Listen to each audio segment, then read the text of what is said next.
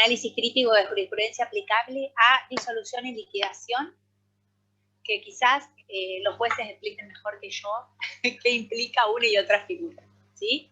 Así lo pueden leer, y en el caso de que existan alguna duda, o si realizamos una clase especial, hacemos como una especie de debate de lo que se entendió sobre el tema, ¿sí? Ya lo estoy subiendo, así cuando termine la clase lo van a poder ver.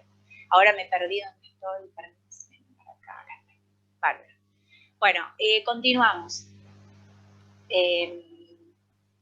Habíamos visto entonces lo que era el régimen de mayoría aplicable para mayoría en términos generales que implicaba, y mayorías hasta ahora, lo que vimos, las mayorías requeridas en las decisiones de sociedades individuo personae, o dicho de otra manera, son las sociedades en las cuales importan más la persona en sí que el capital, la presencia de la persona es fundamental más que por sobre el capital. Gabriel, ¿vos tenías la mano levantada ahora o de antes ya? Estás muy cómodo en ese sillón, ojalá tuviese esta temperatura. Néstor Gabriel Velázquez, ¿tenía levantada la mano o era para el presente? Bueno, continuamos. El presente nomás, profe. Ah, perfecto, perfecto. Bien, habíamos dicho entonces que las mayorías que se manejan son las mayorías absolutas, y para la decisión que tenga que ver la esencia misma del contrato, mayorías absolutas. Recuerden que en todas las sociedades de personas prevalece como principio la unanimidad. ¿Por qué? Porque es muy importante que se celebre todas las decisiones en base al beneficio de la sociedad, cediendo de esta manera el interés particular, ¿sí? Esos son los preceptos que ustedes tienen que manejar en el caso de que quieran, en caso de que estén analizando alguna sociedad de personas. Ahora vamos a mayorías en las sociedades de capital. Vamos al artículo 160, alguien que lea el artículo, pero que vaya párrafo por párrafo, porque lo vamos a ir analizando, ¿sí? Ok. ¿Quiere que lea, El profe? contrato establecerá... Sí, 160 mayorías. Sí.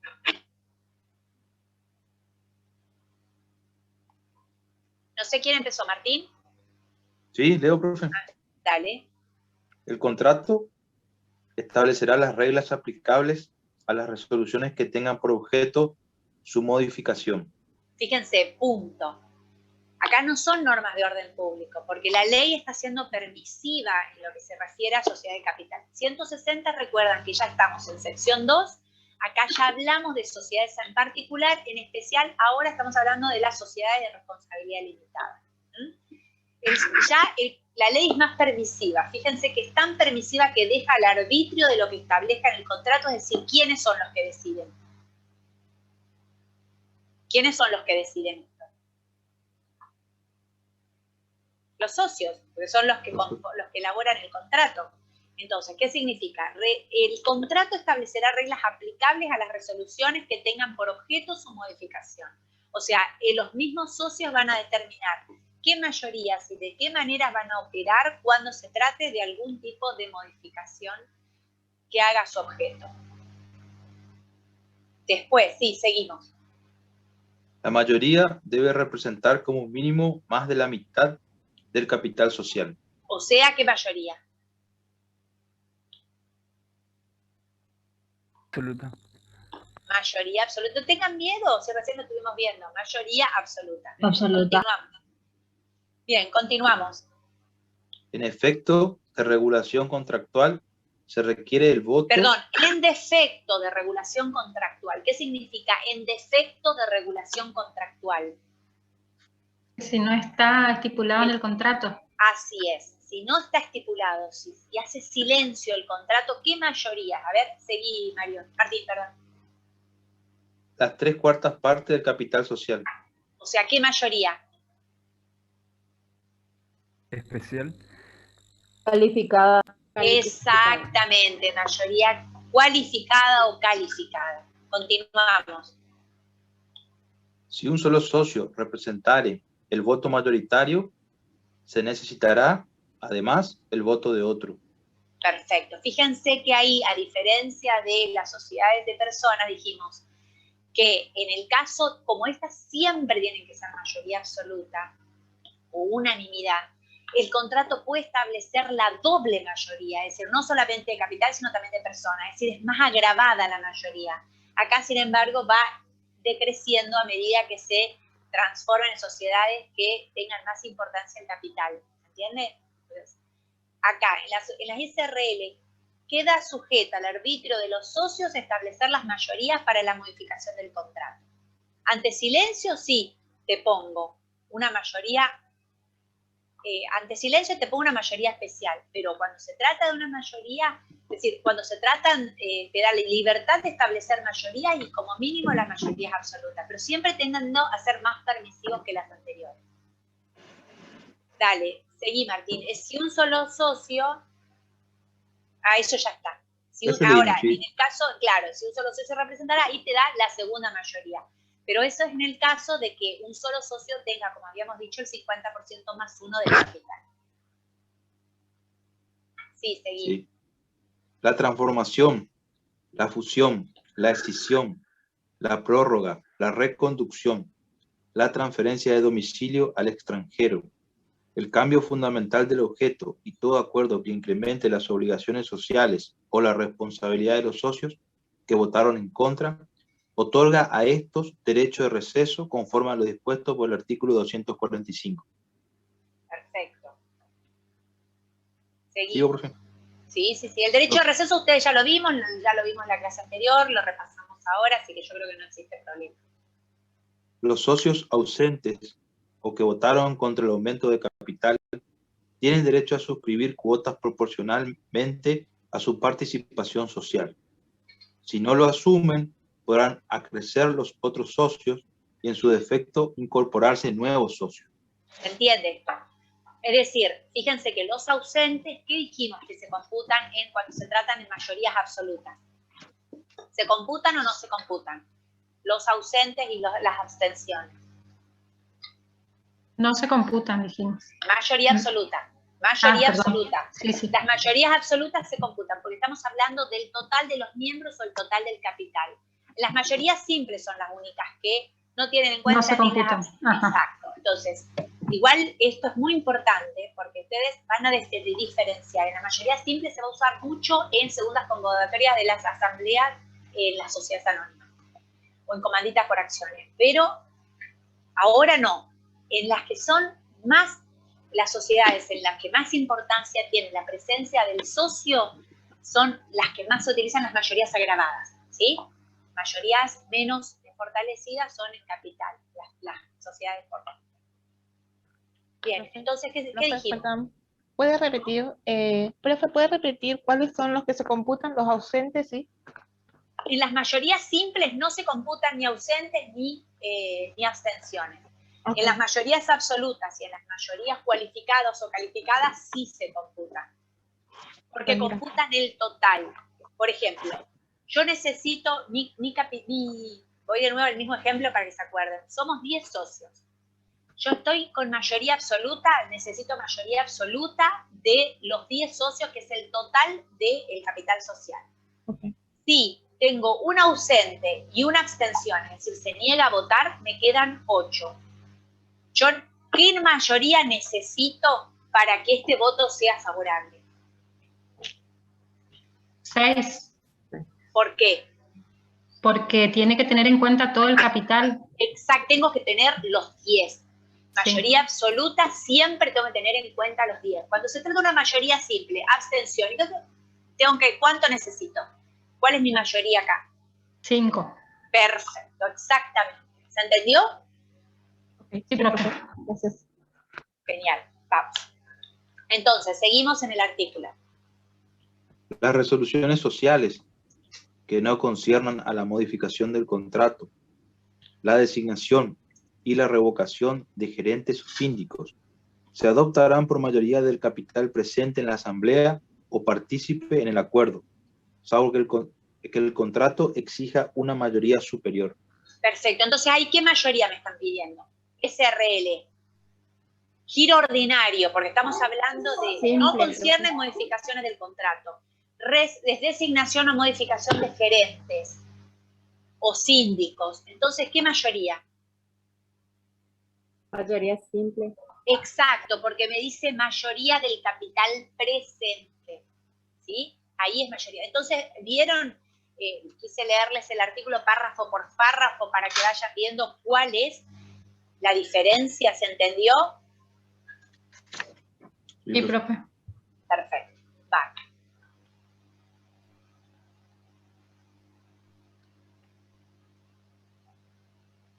Muy bien, bien. Terminamos. Recuerden que en algunas ocasiones las normas, ante el silencio de la norma de la SRL, se toman como supletorias las normas de las SRL, ¿sí? Eso tengan muy en cuenta. Entonces, en algunas situaciones puede ser que nos remitan a las normas establecidas en los artículos que se refieren a las sociedades anónimas. Muy bien, vamos ahora a sociedades anónimas. Mauri, ¿vos tenés algo que quieras dar? ¿Vos querés algo? Porque nos quedan solamente 20 minutos y quiero saber si puedo terminar perfectamente. Tranquilamente, y así podés ya continuar. me alegro, porque con esto nosotros estaríamos terminando parte general y empezaríamos el jueves. Yo no puedo, por temas laborales, no puedo estar presente en clases, pero va a estar, bueno, va a estar el contador, por supuesto, pero la semana que viene ya vamos a agotar la parte especial, vamos a ver anónimas, SRL y SAS, que son las que más o menos tienen una mayor implicancia. Por supuesto que después lo que me gustaría es entrar a debate, es decir, una clase, díganme, no, queremos tocar este tema, de esto, del fallo, queremos analizar esto, lo otro, ¿sí? Así tenemos más tiempo. Lo que me gustaría es agotar los temas de manera que lo otro ya quede para fortalecer y reafirmar los conocimientos.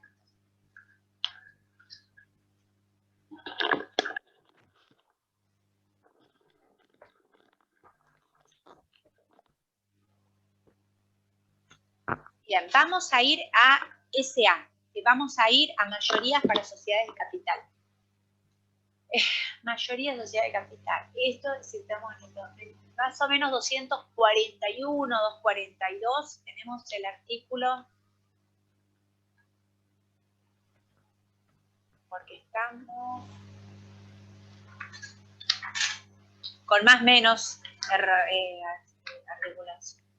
241 dice inhabilitación para votar. No, estamos hablando de asambleas. ¿No sería 177, profe? 243, asamblea ordinaria, quórum. Sí. Acá vamos a ir al hueso de la cuestión, vamos a ir en las asambleas ordinarias, los quórum y las mayorías. Vamos a ir a las ordinarias, que son las 243, y las extraordinarias de la 244. Bien, leemos la 243. Asamblea ordinaria, quórum. La constitución de la Asamblea Ordinaria en primera convocatoria requiere la presencia de accionistas que representen la mayoría de las acciones con derecho a voto. ¿Qué mayoría es esa? ¿De qué estamos hablando? La constitución de la Asamblea Ordinaria en primera convocatoria requiere la presencia de accionistas que representen la mayoría de las acciones con derecho a voto. ¿De qué estamos hablando? ¿Qué se requiere en este momento? Cuando me dice requiere la presencia. Quórum. Exacto. El quórum, recuerden que el quórum es una frase de origen latina, estoy como varios, pero significa de los cuales o de quienes, ¿sí? O sea, la presencia de quienes van a resolver o de los cuales tienen derecho a, eso significa esa frase quórum. O sea, solamente los legitimados, diríamos, ¿no? Los que tienen potestad de estar en ese lugar. Bien, entonces decimos que la constitución de asamblea en primera convocatoria requiere la presencia o el quórum de la mayoría de las acciones con derecho a voto. ¿Qué mayoría estamos hablando ahí?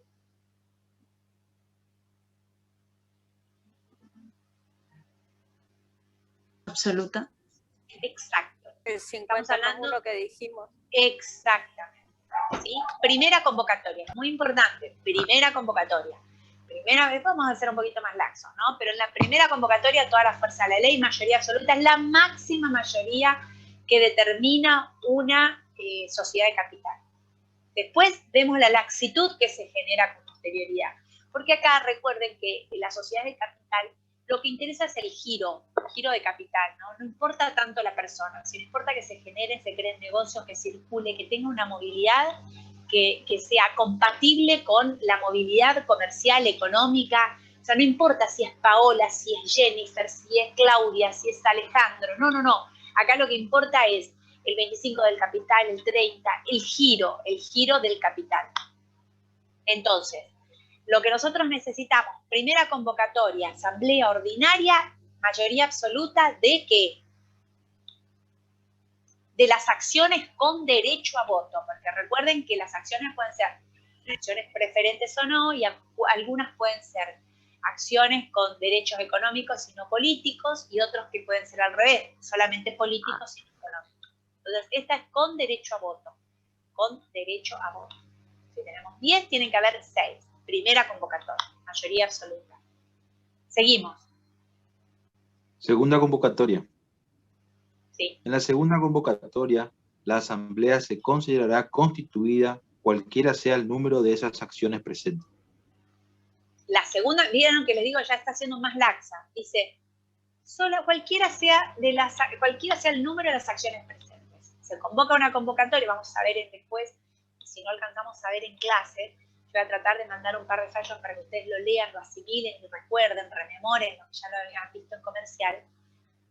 La primera convocatoria tiene ciertas formalidades, la segunda ya no tanto, y esa segunda con mayor laxitud dice aquellos que están presentes, la mayoría de los que están presentes. Es decir, tiene que ser la mayoría de los que, para desarrollar el acto eleccionario, en este caso, el acto resolutorio requiere de la mayoría del capital presente en segunda convocatoria. Bien. ¿Qué más? La resolución, seguimos. Sí. Sí. Mayoría. Las resoluciones en ambos casos serán tomadas por mayoría absoluta de los votos presentes que puedan emitirse en la respectiva decisión, salvo cuando mayoría? El estatuto... Perdón, ahí, ¿qué mayoría? Absoluta, profe. Absoluta. Son dice. absolutas de la absoluta, porque fíjense que la primera convocatoria es mayoría absoluta. Si prospera la primera convocatoria es de eso mayoría absoluta, es decir, la misma cantidad, el quórum tiene que ser la misma cantidad del voto. En la segunda ya no es la absoluta. ¿Por qué? Porque es de votos de los presentes. Entonces no es absoluta del capital, es una simple. ¿Se entiende la diferencia? Porque yo tengo 10 socios. Para el quórum necesito 6. Para la elección necesito 6. Porque estamos hablando de mayoría absoluta. En la segunda convocatoria, para el quórum pueden estar 5, puede haber 4, con cualquiera esta la mayoría absoluta. Pero fíjense que si son 6, supongan que estén 6 miembros presentes, ¿cuál es la mayoría absoluta de los 6 miembros presentes? 4. Entonces fíjense que ahí varía. Ya no son los 6 que se requerían anteriormente, sino 4. Así que no es mayoría absoluta del capital, sino de los presentes. Entonces van variando. No sé si los mareé, porque la intención fue que entiendan. Se entiende. Pero se entiende, ¿no? Sí, esa es la diferencia. Eso es lo que yo quiero que ustedes hagan. Razonen en cuanto a esto. Que esto no es un tema menor.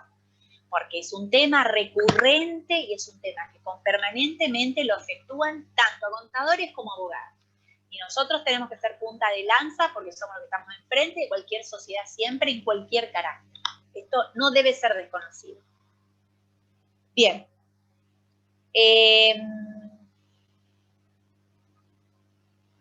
A ver, ¿qué más podemos decir para no enloquecerlos?